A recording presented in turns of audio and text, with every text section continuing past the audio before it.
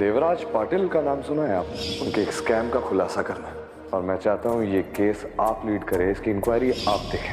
वेद सा ने कहा था देवराज पाटिल जी की पड़ताल करो और रजत जी के आई ने कहा बाप बेटे को एक करो। हमारी वजह से रजत जी के रिश्तों में दूरियां बढ़ गई तो। इतनी गहरी सोच।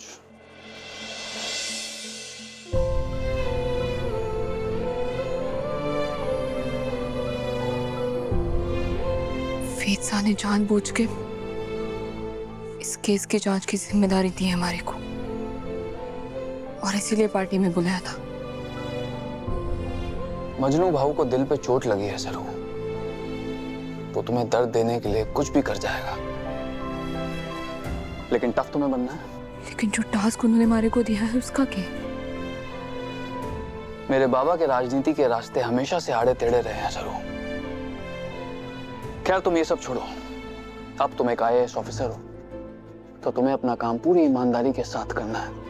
किसी के बारे में सोचने की जरूरत नहीं है, ना मेरे बाबा के बारे में ना वेद के बारे में।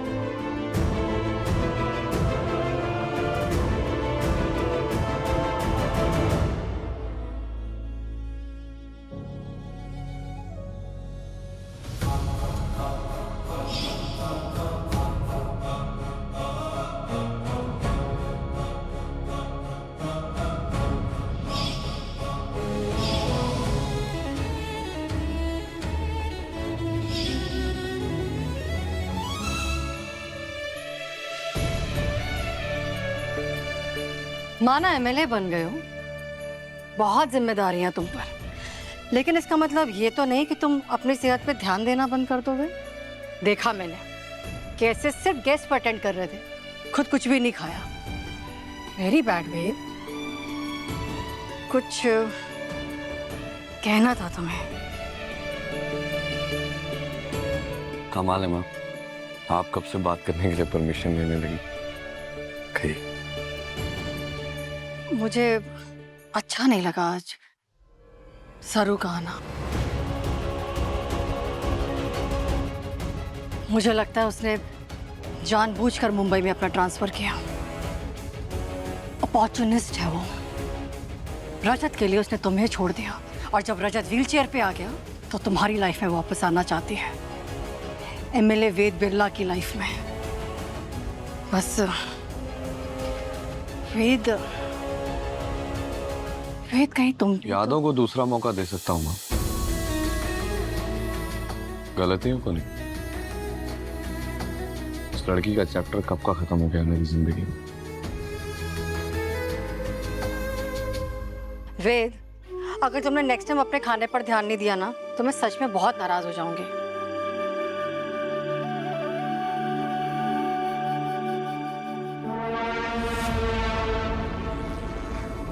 वेद के दिल में सरू के लिए अब बस एक ही फीलिंग है, नफरत।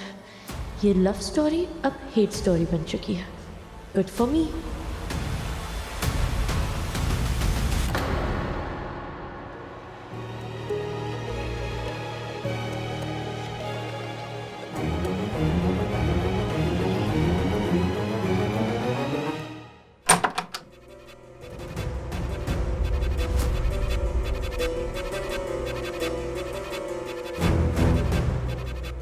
छोड़े कि वेद के कमरे के बाहर से जासूसी करना।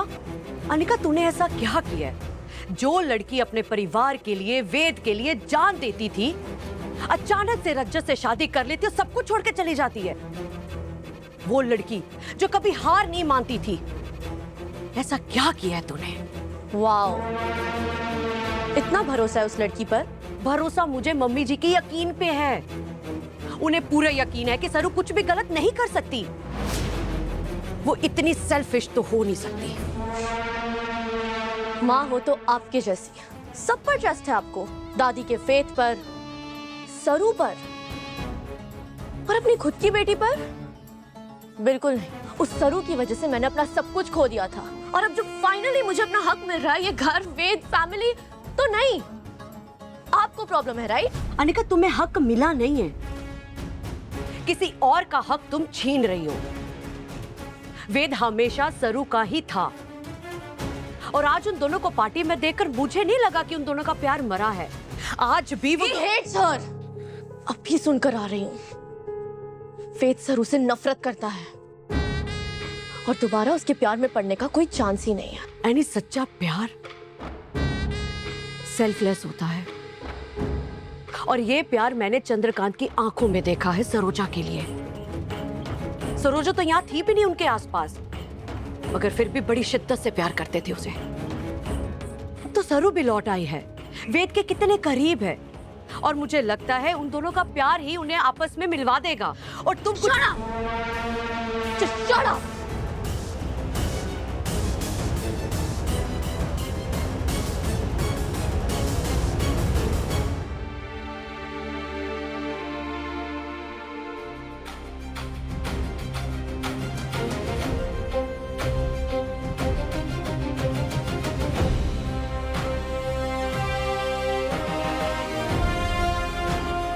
कैसी रही नए एमएलए की पार्टी?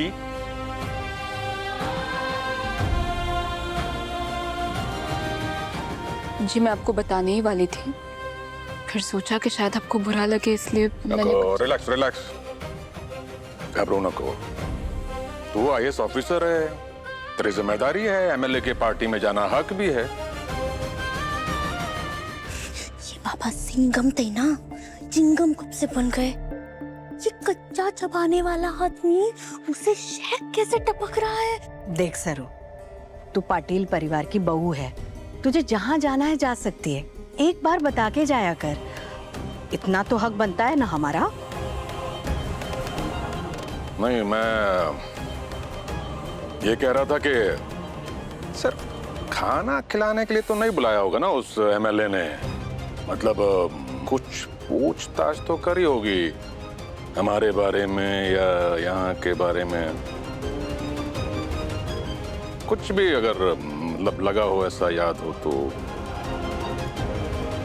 पाटिल साहब है ना, 20 साल से राजनीति में है, इतना तो समझते ही हैं कि आज के एमएलए ने अगर कल की एमएलए की बहू को बुलाया है तो किसी कारण से ही बुलाया होगा, कुछ तो बोला होगा। क्या बोला? कुछ भी अगर याद हो तो। देवराज पाटिल का नाम सुना है आप? उनके एक स्कैम का खुलासा करना है और मैं चाहता हूँ ये केस आप लीड करें, इसकी इंक्वायरी आप देखें। आई, अगर तू अपनी बहू से पूछेगी ना कि पार्टी कैसी थी, वहां कौन कौन आया, उसने क्या क्या खाया, सब बताएगी तुझे। लेकिन आईएएस सरस्वती अपनी ड्यूटी से बंधी हुई है और कुछ सवाल उसकी मर्यादा, उसके कर्तव्य से जुड़े हुए हैं जिनके जवाब नहीं दिए जा सकते।